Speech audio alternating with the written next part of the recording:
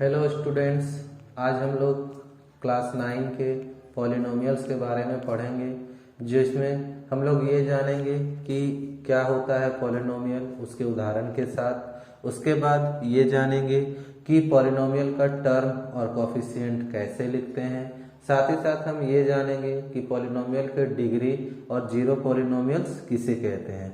तो सबसे पहले हम लोग अपने पहले पॉइंट, जिसका नाम है कि पॉलिनोमियल होता क्या है, और हम लोग उदाहरण में देखेंगे कि किसे पॉलिनोमियल कहते हैं।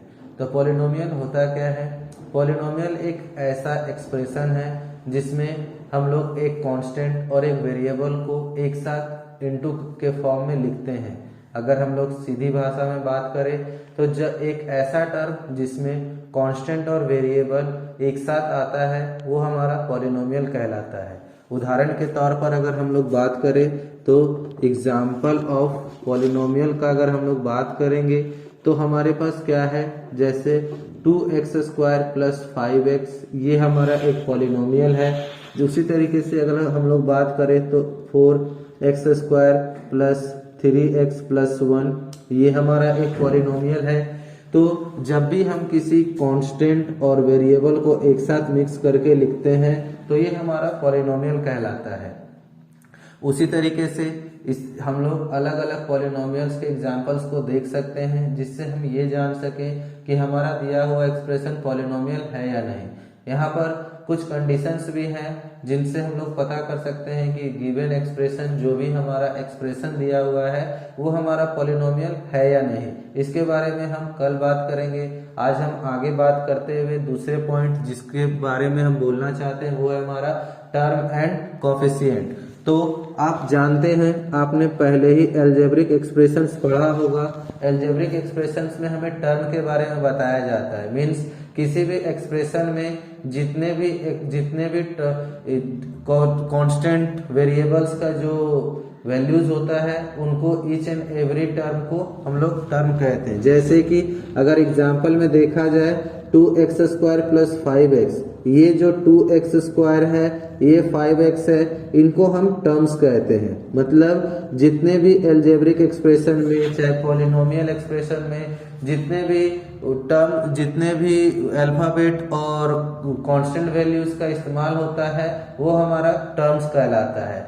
अब हम लोग अगले टॉपिक जिसका नाम है कोफिशिएंट, इसके बारे में जानेंगे कि हमारा कोफिशिएंट क्या है। कोफिशिएंट का अगर हम लोग बात करें तो कोफिशिएंट का अगर हम लोग बात करेंगे, ठीक है, अगर हम लोग इस कोफिशिएंट के बारे में बात कर रहे हैं कि हमारे पास कोफिशिएंट क्या होता है, तो कोफिशिएंट मीन्स जितने भी वेरिएबल्स होते हैं, वेरिएबल्स के आगे जो कांस्टेंट टर्म है, जो हमारा ये कांस्टेंट टर्म है। आपको पता है कि किसी भी एक्सप्रेशन में हमेशा दो चीजें होती हैं, एक है कांस्टेंट और एक होता है वेरिएबल। तो जो हमारा कांस्टेंट वाला पार्ट है वो कोफिशिएंट कहलाता है। तो अगर हम लोग कोफिशिएंट का बात कर रहे हैं तो ये क्या है, कांस्टेंट ऑफ एनी वेरिएबल। अगर हम लोग किसी भी वेरिएबल को अगर हम लोग देख रहे हैं, जैसे इसी का अगर हम लोग उदाहरण ले तो 2x², इसमें ये जो 2 है ये हमारा कोफिशिएंट कहलाता है। ठीक है, तो कोफिशिएंट जो होता है एक स्पेसिफिक वैल्यू होता है किसी भी टर्म का। अगर हम लोगों के सवाल में होगा कि x² का कोफिशिएंट लिखिए, तो x² के आगे जो भी चीज होंगी उन्हें हम लिखेंगे। अगर कहीं पर x का कोफिशिएंट लिखने कहा जाएगा तो क्वेश्चन में जहां पर भी आपका x का टर्म होगा उसके आगे जो भी कांस्टेंट वैल्यू होगा वो हमारा कोफिशिएंट कहलाएगा। तो इस तरीके से हम लोग अब जानते हैं कि टर्म क्या है। तो ईच एंड एवरी एलिमेंट जो हमारा एक्सप्रेशन में यूज हुआ है वो हमारा टर्म कहलाता है। सिर्फ ये एलिमेंट्री कांस्टेंट्स को छोड़ करके, means plus minus into divide, इनको स्किप कर दें, इनको छोड़ दें, तो सिर्फ जो हमारा ये पोर्शन है ये हमारा टर्म कहलाता है। और जो हमारे वेरिएबल्स के आगे के जो वैल्यूज होते हैं मीन्स कांस्टेंट वैल्यूज होते हैं वो हमारे कोफिशिएंट कहलाते हैं। इसमें हमारा स्पेसिफिक वैल्यूज होता है कि जिस भी वेरिएबल के कोफिशिएंट को लिखने के लिए कहा जाए आप स्पेशली उस कोफिशिएंट को लिख सकते हैं। अब हम लोग डिग्री और जीरो पॉलिनोमियल के बारे में बात करेंगे। तो डिग्री हमारा क्या होता है कि किसी भी एक्सप्रेशन में अगर एग्जाम्पल के तौर पर हम लोग माने कि हमारे पास 2x³ plus 3x² plus 2x plus 5 है, तो अगर इस एक्सप्रेशन में हम लोगों से कहा जाए कि व्हाट इज डिग्री, तो डिग्री होता है क्या, मैक्सिमम